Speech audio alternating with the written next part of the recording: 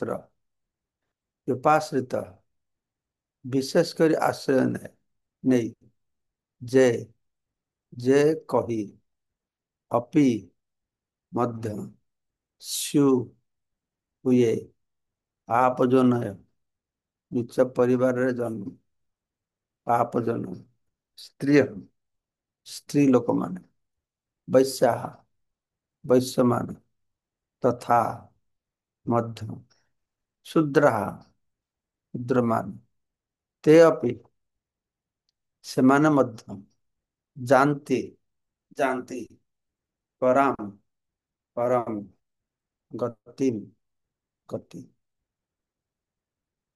ହେ ପୃଥା ପୁତ୍ର, ଯେଉଁମାନେ ମୋ ଠାରେ ଶରଣ ନିଅନ୍ତି ସେମାନେ ନୀଚ କୂଳରେ ଜନ୍ମ ହେଲେ ବି ସ୍ତ୍ରୀ ଲୋକ ବୈଶ୍ୟ ଶୂଦ୍ର ଶ୍ରେଣୀର ହେଲେ ମଧ୍ୟ ପରମ ଗତି ଲାଭ କରିପାରନ୍ତି। ଭଗବାନ କ୍ରମାନ୍ୱୟ ଭାବରେ ଗୋଟିଏ ପରେ ଗୋଟିଏ କଥା ପ୍ରକାଶ କରୁଛନ୍ତି। ଦେବାଦେବୀଙ୍କ ଶରଣାପନ୍ନ ହେଲେ କଣ ହବ, ଭଗବାନଙ୍କ ଶରଣାପନ୍ନ ହେଲେ କଣ ହବ, ଭଗବାନଙ୍କର ଭକ୍ତ ପ୍ରତି ତାଙ୍କର କେତେଟା ଭାବ ରହିଛି, ଭଗବାନଙ୍କର ଭକ୍ତ ଅପରାଧ କିଛି ହୀନ କର୍ମ କଲେ ବି ସେ ତାକୁ ଠିକ ରାସ୍ତାକୁ ନେଇ ଆସିବେ। ଏବେ କହୁଛନ୍ତି କିଏ ଭଗବାନଙ୍କର ଭକ୍ତ ହେଇପାରିବ, କିଏ ଭଗବାନଙ୍କର ଶରଣାପନ୍ନ ହେଇପାରିବ। ପୂର୍ବ ଶ୍ଲୋକରେ କହିଲେ ସେ ହୀନ କର୍ମ କରିଲେ, ଯେଉଁମାନେ ହୀନ କର୍ମ କରିଛନ୍ତି ସେମାନେ ତ ନୀଚ କୂଳରେ ଜନ୍ମ ହେଲେ, ଶୂଦ୍ର ହେଲେ, ସବୁ ହେଲେ। ସେ କହିଲେ ଯେ ସେଥିରେ କିଛି ଅସୁବିଧା ନାହିଁ, ମୋର ଶରଣାପନ୍ନ ହେଲେ ବାସ୍, ମାନେ ଭଗବାନଙ୍କ ଶରଣାପନ୍ନ ହେବା ପାଇଁ କୌଣସି ଯୋଗ୍ୟତା ଦରକାର ନାହିଁ। କର୍ମକାଣ୍ଡ ପାଇଁ ଯୋଗ୍ୟତା ଦରକାର, ଜ୍ଞାନ ଧ୍ୟାନ ଯୋଗ୍ୟତା ଦରକାର, କିନ୍ତୁ ଭକ୍ତି କରିବା ପାଇଁ କୌଣସି ଯୋଗ୍ୟତା ଦରକାର ନାହିଁ। ଏଟା ପରିଷ୍କାର ଭାବରେ ଭଗବାନ କହୁଛନ୍ତି ଯେ ଭକ୍ତି ଯୋଗ ମାର୍ଗରେ ନୀଚ ଓ ଉଚ୍ଚ ଶ୍ରେଣୀର ଲୋକମାନଙ୍କ ମଧ୍ୟରେ କୌଣସି ପାର୍ଥକ୍ୟ ନାହିଁ।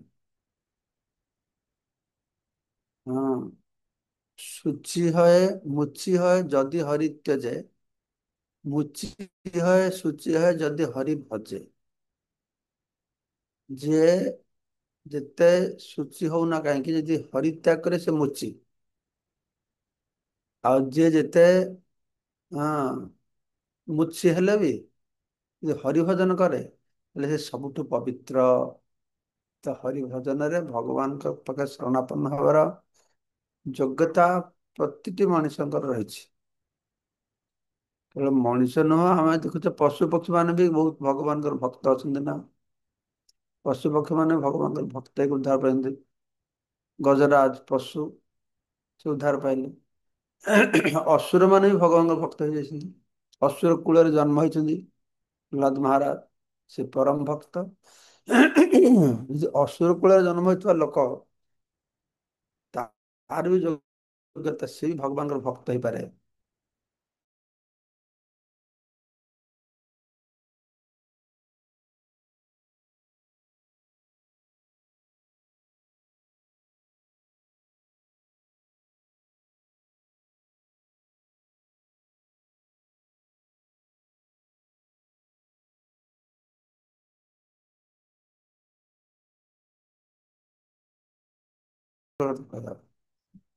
ଯୋଉ ବ୍ରାହ୍ମଣ ମାନେ ପୁଣ୍ୟବନ୍ତ ଲୋକମାନେ ଭକ୍ତ ମାନେ ରାଜର୍ଷି ଗଣ ଏ ଅସ୍ଥାୟୀ ଦୁଃଖପୂର୍ଣ୍ଣ ଜଗତରେ ସର୍ବଦା ମୋର ସେବାରେ ନିଯୁକ୍ତ ଅଛନ୍ତି, ସେମାନେ ଯେ କେତେ ମହାନ ତାହା କଣ କହିବ, ଏଟା କମ୍ପେୟାର କରି ଦେଖେଇଲେ। କହିଲେ ଯେ ଏଟା ଅତ୍ୟନ୍ତ ନିକୃଷ୍ଟ ଶ୍ରେଣୀର ଲୋକ ଯେ ମୋର ଶରଣାପନ୍ନ ହେଇକି ପରମ ବସ୍ତୁ ଲାଭ କରିପାରିବ, ତାହେଲେ ବ୍ରାହ୍ମଣ ପୁଣ୍ୟବାନ ବ୍ୟକ୍ତି ଭକ୍ତ ରାଜର୍ଷି ଏମାନଙ୍କ କଥା କଣ କହିବା।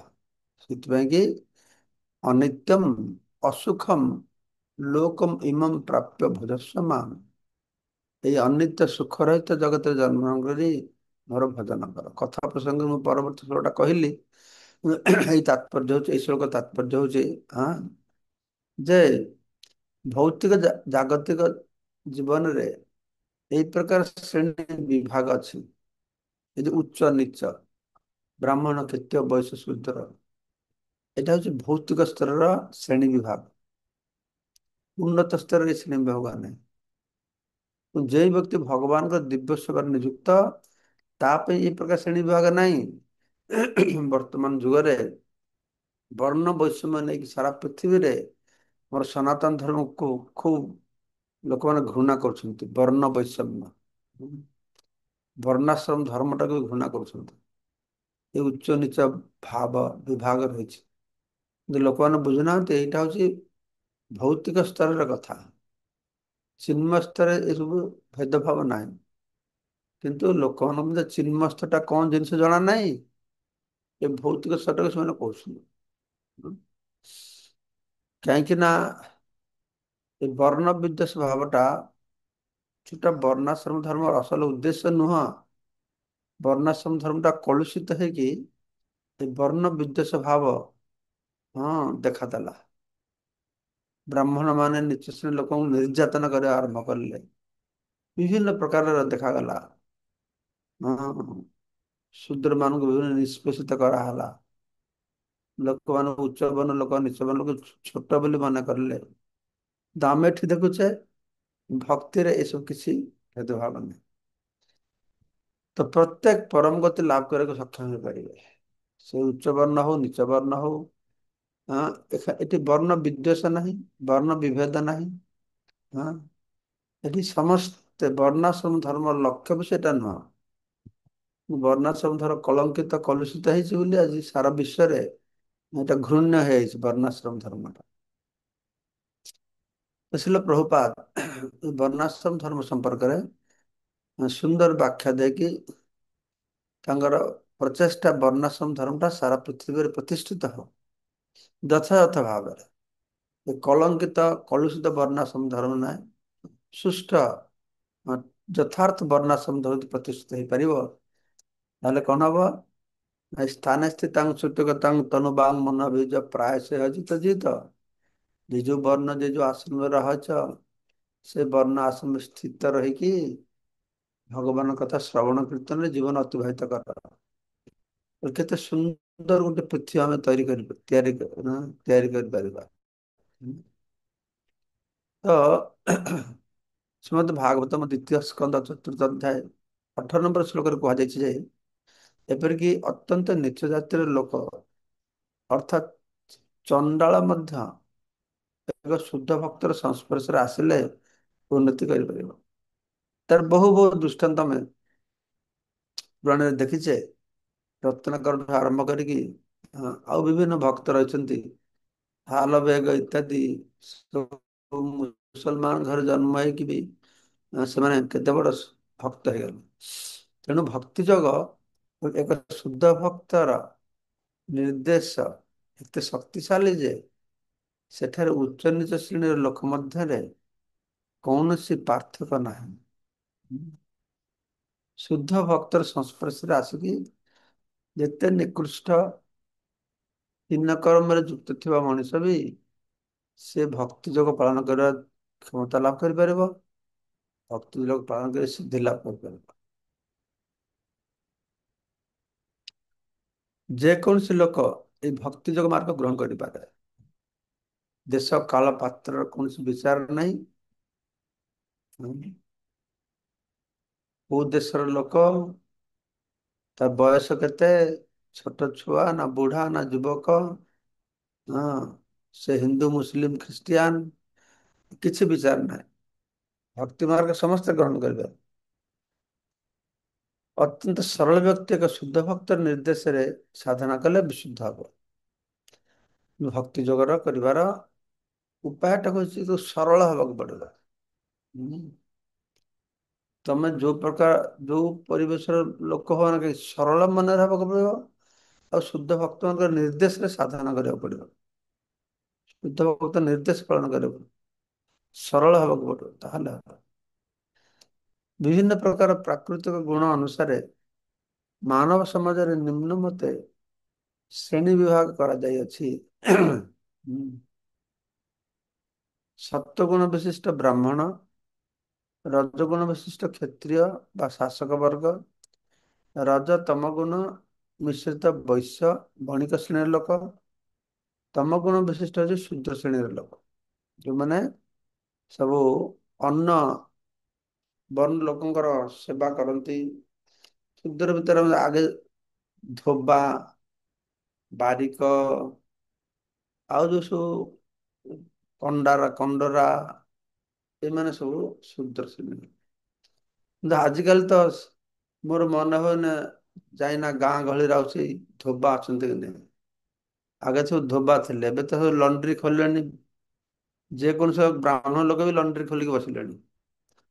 ଆଗେ ବାରିକ ଥିଲେ କ୍ଷୌର କର୍ମ କରିବା ପାଇଁ।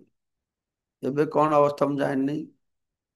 ଆମର ବୈଦିକ ପ୍ରଥାରେ ବାରିକ, ଧୋବା ଏମାନଙ୍କର ବହୁ ଗୁରୁତ୍ୱପୂର୍ଣ୍ଣ ଭୂମିକା ଥିଲା, ବୁଝିପାରୁଛ। ଆସ ସେଲୁନ ଖୋଲିଗଲାଣି। ହଁ, ଏସବୁ ଅବସ୍ଥା। ତ ଯାଇ ହଉ, ଏଇ ଯେ ବର୍ଣ୍ଣାଶ୍ରମ କଥା କୁହାଗଲା, ଏଇଟା ହଉଛି ପ୍ରକୃତିର ଗୁଣ। ଯାହା ଭିତରେ ସତ୍ୱ ଗୁଣ ଅଛି ବ୍ରାହ୍ମଣ, ରଜଗୁଣ ହେଲେ ସେ ଶାସକ କ୍ଷତ୍ରିୟ, ରଜତମ ଗୁଣ ହେଲେ ବୈଶ୍ୟ, କେବଳ ତମ ଗୁଣ ପ୍ରଭାବ ହେଲେ ସେ ଶୂଦ୍ର।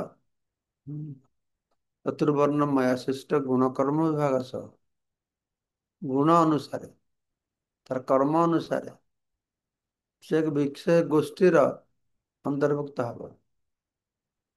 କହୁଛନ୍ତି ବର୍ତ୍ତମାନ ଲୋକମାନେ ବର୍ଣ୍ଣାଶ୍ରମକୁ ମାନୁନାହାନ୍ତି, କିନ୍ତୁ ସାରା ପୃଥିବୀରେ ଏଇ ସିଷ୍ଟମଟା ରହିଛି। ଯେମିତିକା ସାରା ପୃଥିବୀର ପ୍ରତିଟା ଦେଶରେ ଇଣ୍ଟେଲେକ୍ଚୁଆଲ୍ସ ବୁଦ୍ଧିମାନ ବ୍ୟକ୍ତି ରହିଛନ୍ତି, ସେମାନେ ତ ବ୍ରାହ୍ମଣ ଗୋଷ୍ଠୀ। ହଁ, ସେଟା ସତ୍ୱଗୁଣ ଲୋକ ସବୁ ଦେଶରେ ଅଛନ୍ତି। ଏବେ ହଁ, କ୍ଷତ୍ରିୟ ଲୋକ, ରଜଗୁଣ ଲୋକ ଅଛନ୍ତି, ଶାସନ କରିବେ। ଏଇ ଭାବ ତାଙ୍କ ଭିତରେ ରହିଛି, କ୍ଷତ୍ରିୟ ଗୁଣ ରହିଛି। ଆଉ ଯୋଉ ପ୍ରତି ଦେଶରେ ବିଜନେସ ମ୍ୟାନ ଅଛନ୍ତି, ଏ ବିଜନେସ ମ୍ୟାନ ଅଛନ୍ତି ବୈଶ୍ୟ। ତମେ ତାଙ୍କୁ ବୈଶ୍ୟ ବୋଲି କହୁନ, ବିଜନେସ ମ୍ୟାନ କହୁଛ, ଅଫିସର କହୁଛ। ହଁ, ଇଣ୍ଟେଲେକ୍ଚୁଆଲ କହୁଛ। ଆଉ ସେଇଟାକୁ ଆମ ଭାଷାରେ ବ୍ରାହ୍ମଣ, କ୍ଷତ୍ରିୟ, ବୈଶ୍ୟ, ଆଉ ତମେ ସି କ୍ଲାସ ୱାର୍କର୍ସ କହୁଛ, ଆମେ ତ ଶୂଦ୍ର କହୁଛୁ। ହଁ, ତୃତୀୟ ଶ୍ରେଣୀର, ହଁ, କର୍ମଚାରୀ, ତୃତୀୟ ଶ୍ରେଣୀ କର୍ମଚାରୀ, ତ କଣ ପାର୍ଥକ୍ୟ ଅଛି? କିଛି ପାର୍ଥକ୍ୟ ନାହିଁ। ସେମାନଙ୍କ ଠାରୁ ଯେଉଁମାନେ ନିଚତର, ସେମାନଙ୍କୁ ଚାଣ୍ଡଳ କୁହାହଉଛି। ବର୍ଣ୍ଣାଶ୍ରମର ବାହାରେ ଯୋଉମାନେ, ସେମାନେ ଚାଣ୍ଡାଳ, ଚଣ୍ଡାଳ। ସେମାନେ ପାପୀ ମାନଙ୍କ ପରିବାରରେ ଜନ୍ମଗ୍ରହଣ କରିଥାନ୍ତି।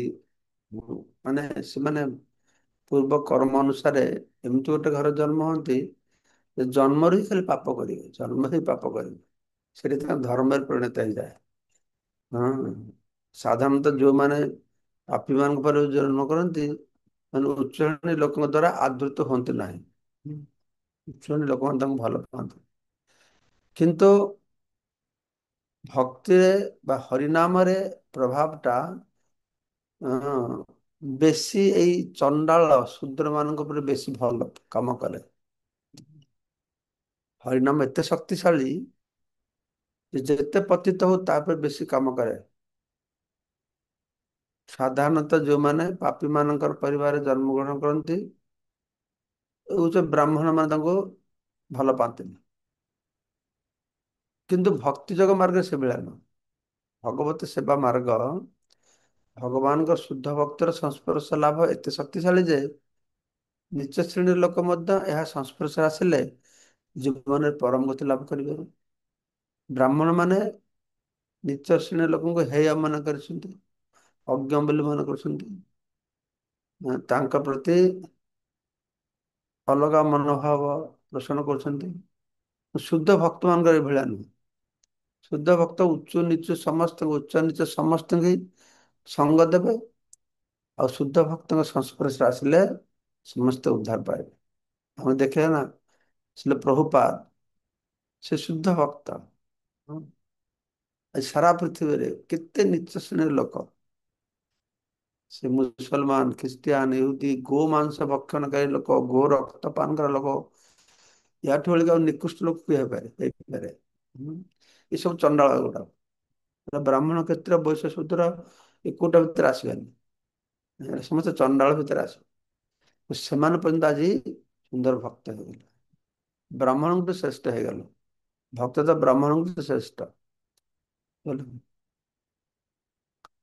ଯେତେବେଳେ ବ୍ୟକ୍ତି ଶ୍ରୀକୃଷ୍ଣଙ୍କୁ କେନ୍ଦ୍ରବିନ୍ଦୁ ରୂପେ ଗ୍ରହଣ କରେ, ସେତେବେଳେ ଏହା ସମ୍ଭବ ହବ। ସେ ଯୋଉ ଶ୍ରେଣୀର ଲୋକ ହଉ କି ନାହିଁ, ଯୋଉଠାର ଲୋକ ହଉ ନା କାହିଁକି, ଯଦି କୃଷ୍ଣଙ୍କୁ କେନ୍ଦ୍ରରେ ରଖିବ, ଭଗବାନଙ୍କର ଭକ୍ତ ହବ, ତାହେଲେ କିଛି ଅସୁବିଧା ନାହିଁ, ସେ ପରମ ଗତିକୁ ଲାଭ କରିବ।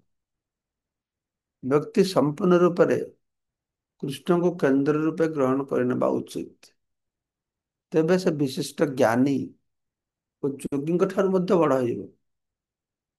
ସେ ଶୂଦ୍ର ହେଲେ ବି ସେ ବୈଶ୍ୟଠୁ ବଡ ହବ, କ୍ଷତ୍ରିୟଠୁ ବଡ ହବ, ବ୍ରାହ୍ମଣଠୁ ବଡ ହବ, ଜ୍ଞାନୀ ଯୋଗୀଙ୍କଠୁ ବି ବଡ ହେଇଯିବ, ଯଦି ଭଗବାନ ଶ୍ରୀକୃଷ୍ଣଙ୍କୁ ତା ଜୀବନର କେନ୍ଦ୍ର ବିନ୍ଦୁରେ ସେ ରଖେ। ଜୀବନକୁ କେନ୍ଦ୍ର ରଖେ ମାନେ ଭଗବାନ ଶ୍ରୀକୃଷ୍ଣଙ୍କର ପାଖରେ ଆତ୍ମସମର୍ପଣ କରେ, ତାଙ୍କ ଚରଣ କମଳରେ ଆଶ୍ରୟ ଗ୍ରହଣ କରେ, ଭଗବାନ ଶ୍ରୀକୃଷ୍ଣଙ୍କର ନିର୍ଦ୍ଦେଶ ପାଳନ କରିକି କଣ କରେ? ନିର୍ଦ୍ଦେଶ ପାଳନ କରିକି ଜୀବନ ଯାପନ କରେ। ହରେ କୃଷ୍ଣ ହରେ କୃଷ୍ଣ କୃଷ୍ଣ କୃଷ୍ଣ ହରେ ହରେ, ହରେ ରାମ ରାମ ରାମ ହରେ ହରେ। ଏଇଠି ଆଜି ଭଗବତ ଗୀତା ଶ୍ଲୋକ ହେଇଗଲା। ଏବେ ଚୈତନ୍ୟ ଚରିତାମୃତ ଶ୍ରବଣ କରିବ।